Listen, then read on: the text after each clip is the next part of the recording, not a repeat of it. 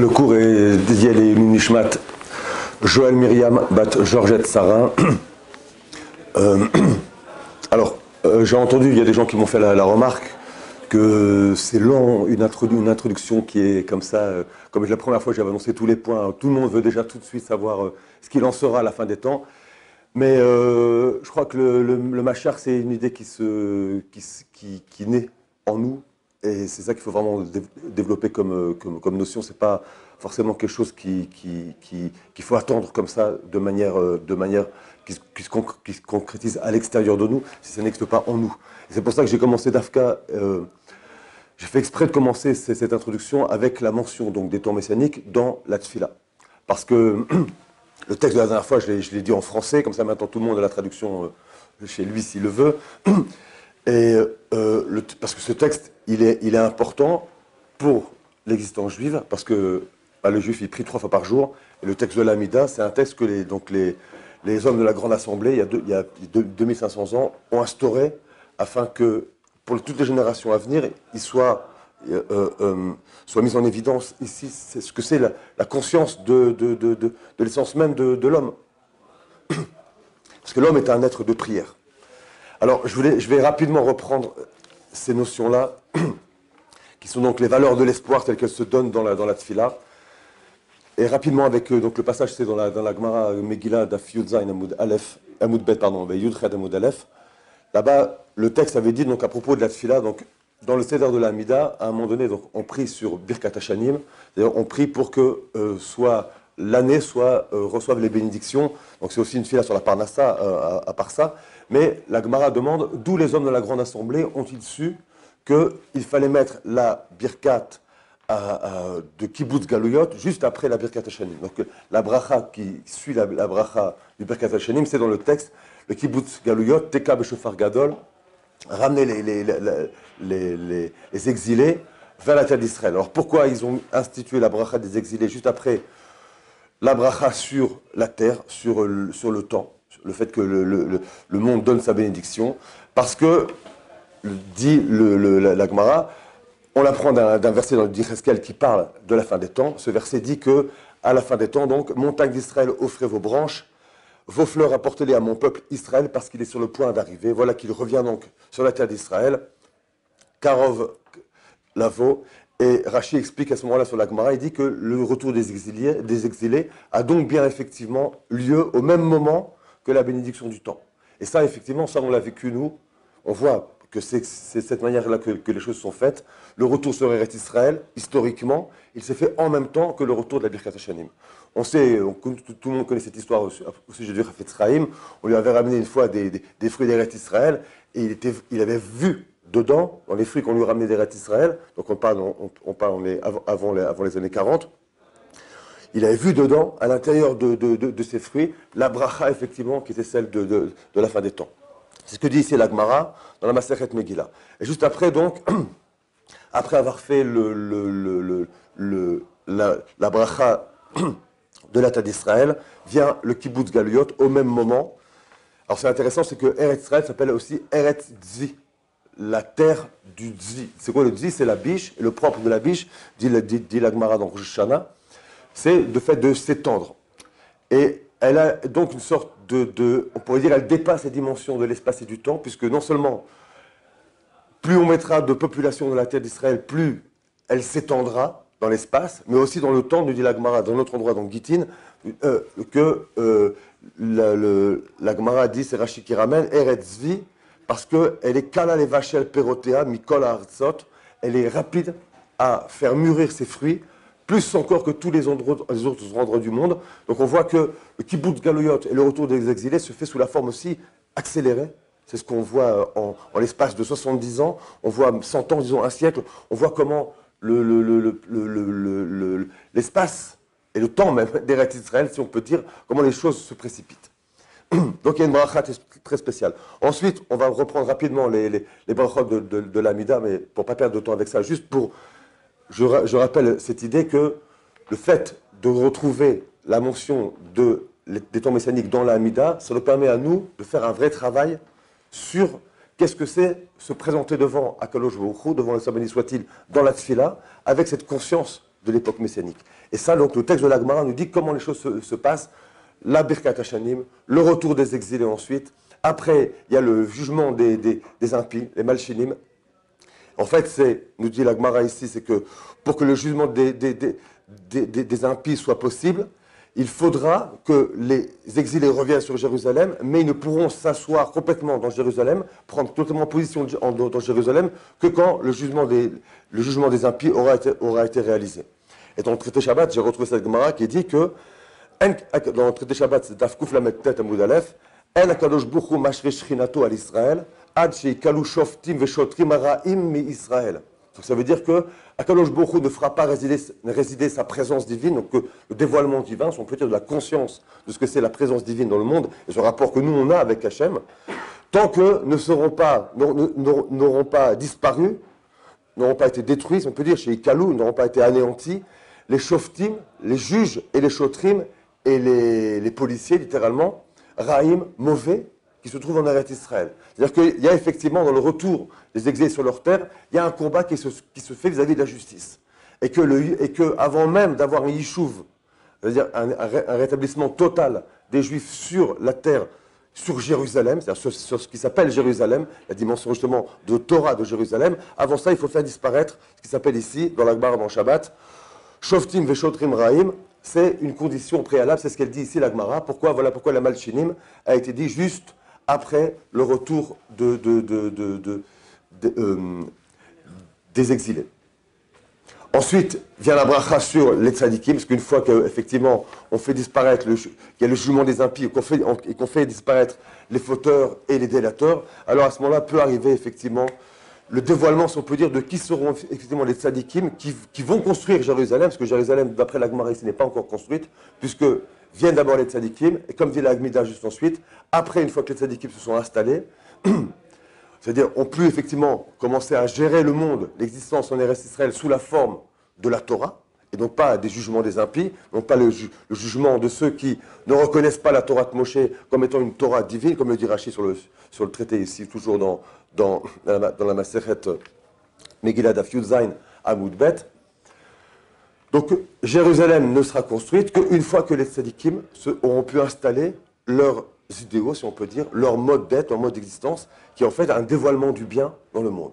Et ensuite seulement, une fois que Jérusalem s'installe sous cette forme-là, c'est-à-dire une véritable dimension de justice, alors David peut venir, et la Gemara, elle dit la chose suivante, une fois qu'ils seront revenus au Beth Amikdash, dit Rashi, et qu'ils réclameront le Saint béni soit-il, c'est-à-dire Mevakshim, dit la Gemara, ils vont être Mevakshim, le Saint béni soit-il, et David le roi.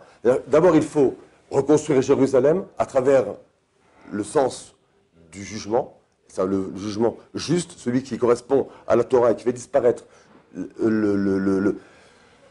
non seulement le jugement qui est impie, c'est-à-dire qui fait référence à des valeurs qui ne sont pas celles de la Torah, mais qui fait disparaître aussi la notion de ce que la Gemara appelle ici, enfin, ce que la Mida nous enseigne sous la forme de délateurs, les impies, les malchinim. Alors, Israël est reconstruit, Jérusalem est reconstruit, le Beth Amikdash est reconstruit, et vient ensuite David Amelech. On peut à ce moment-là appeler David Amelech et le Saint béni soit-il. Et vient ensuite, une fois que le Mashiach arrive, donc David, à ce moment-là, peut venir à la Tfila. Alors ça, c'est intéressant parce que, en réalité, la Tfila, on se serait attendu à ce que la Tfila vienne avant le dévoilement messianique, que le dévoilement messianique soit une conséquence de la Tfila, c'est-à-dire d'un appel. Or ici, on voit que, d'après la Gemara, l'ordre qui a été donné par les hommes de la Grande Assemblée pour fonder les brachot de l'Amida, d'abord, il y a Tzemach David Avdecha, il faut faire effectivement apparaître David, et ensuite seulement Shema Kolenu, c'est le moment de la Tfila.